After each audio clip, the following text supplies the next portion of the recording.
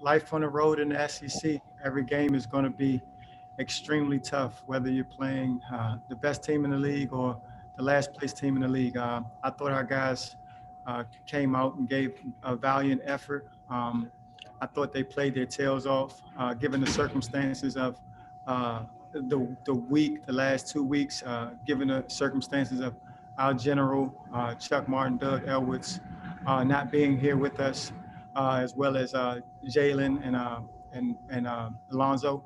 But I thought our effort was there. I thought our guys laid it on the line.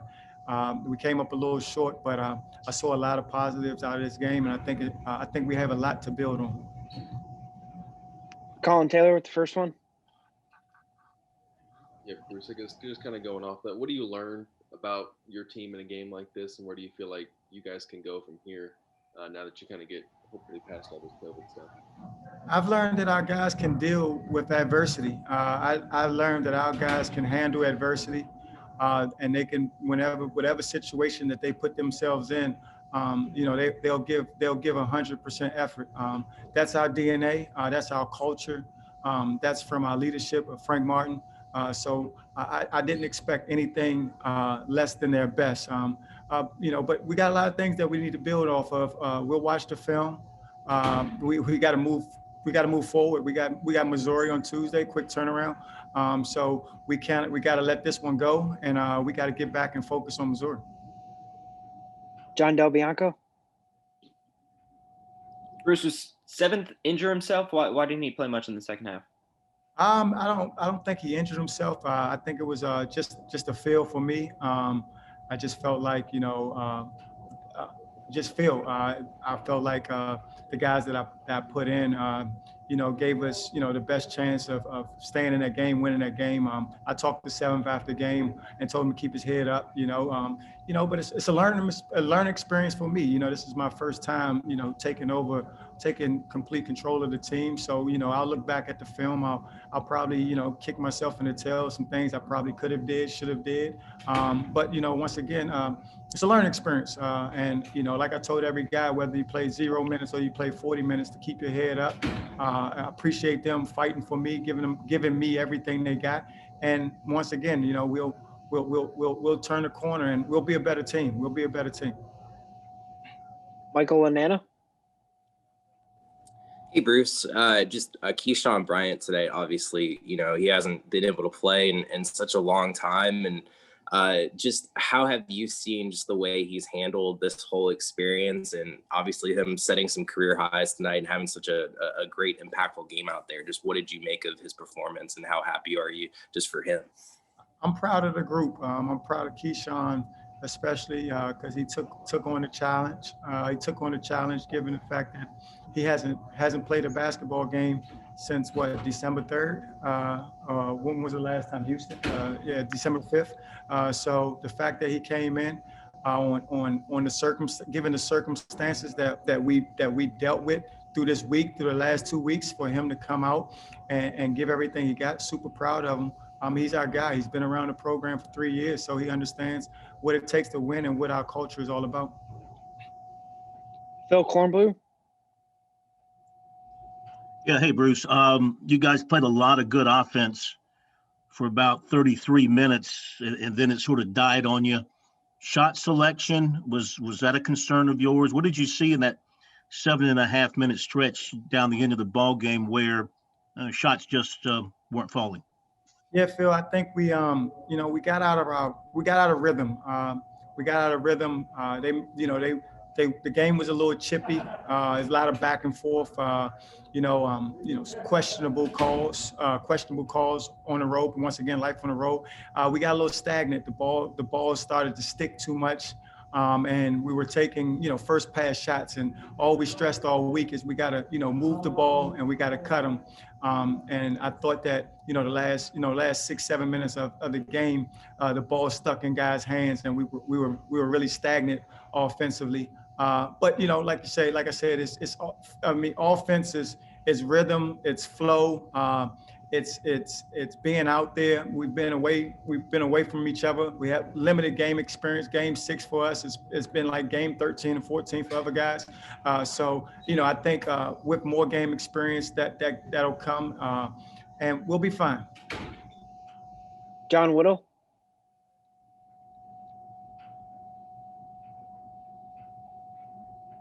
John, are you there?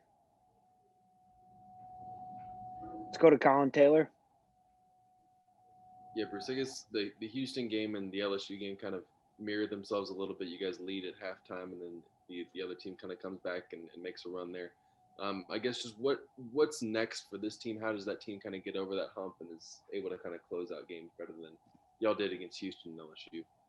Yeah, I think it's just building. It's building on each game, building on every rep.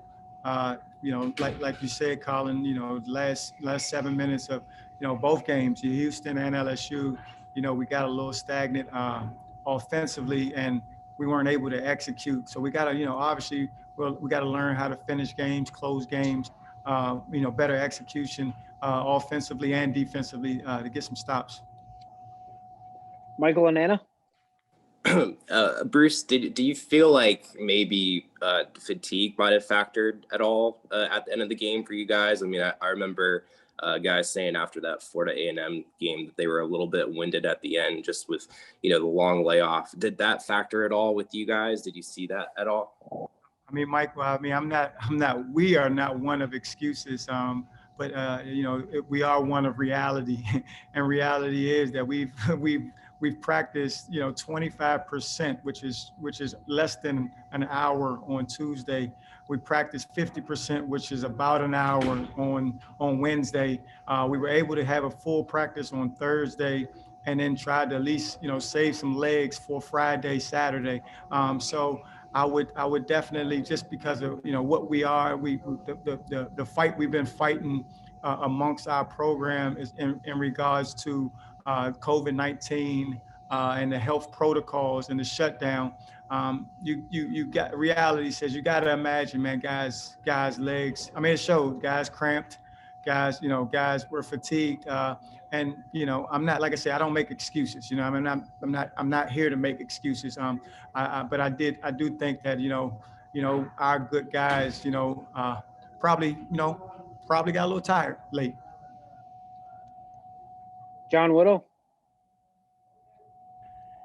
I'm sorry if you were just asked this, my power just flickered, but what was it like for you being in the head coach's chair? How long did it take you to kind of settle in? And, as a head coach, is the feeling any different late in the game when you can't figure out a way to get the team to get a basket there at the end?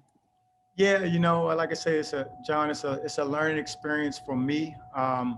I've never been in that seat before, you know what I mean? So to be thrown into the fire, it was an unbelievable experience. I thought the guys fought their tails off. I wish I could have, helped the ball go in for them late. I wish I could have, maybe drew up a set or two to execute a basket. But I thought our effort was there. I thought, we at least tried. But the ball didn't go in. It went in for us the first half. So I guess I was a good coach in the first half. In the last 7 minutes, maybe I was not so good, but it is what it is. Was it pretty natural there at the beginning for you? Excuse me? Was it pretty natural there at the beginning for you? Yeah, I mean, it was good. It was natural. It was a flow. Our guys were locked in. The ball moved. I felt like the ball moved in the first half. We were able to cut it. We were able to, get some open looks. And in the second half, the ball stuck a little bit, and we probably should have, got that ball moving a little bit more. All right, we got 2 more questions left in the queue, and then we'll let Coach go. So Colin with the first one, and then John. So Colin, go ahead. I guess how much did foul trouble to Jermaine and Wilden's late kind of impact the lineups you wanted to trot out there, and what did it mean to only get 17 from Jermaine tonight with him kind of battling foul trouble? Yeah, I mean, Jermaine's a primary ball handler. Him and Seventh Woods, Jermaine picking up 2 fouls early, took away his rhythm, took him out of flow, and then early in the second half he was able, he made a 3. which gave him that boost back, and then bam, there go a foul right after he makes that three. So his rhythm was always disrupted throughout the game because of the fouls. But once again, he's our guy, man. He's my guy. He's our guy. We believe in him, and I know he'll be better. And I think Wildens, and Jermaine picking up those fouls, hurt us a little bit. But it's like I say, it's life on the road. They shot 32 free throws. We shot 14. You know what I mean? We were being aggressive as well as them. They shot 32. We shot 14. So at the end of the day, the game was won at the free throw line for them, and we didn't get fouled enough, or it wasn't called enough. John Dell with the last one for Coach Shingler here. Bruce, is there a chance you guys could be at full strength on Tuesday against Missouri, or is it going to be a little bit before that? I have no idea, John. I wish I could tell you. I have no idea. I show up to work and ready for my assignment. I don't control the injury report. I don't know who's coming back. That's not my job. My job is to show up at work and get the guys ready. Hopefully, and God willing, we get our guys back. But that's outside of my control. I just hope that Coach Martin, Chuck, Frank, and Doug, are feeling well, and they get back so we can help lead this group.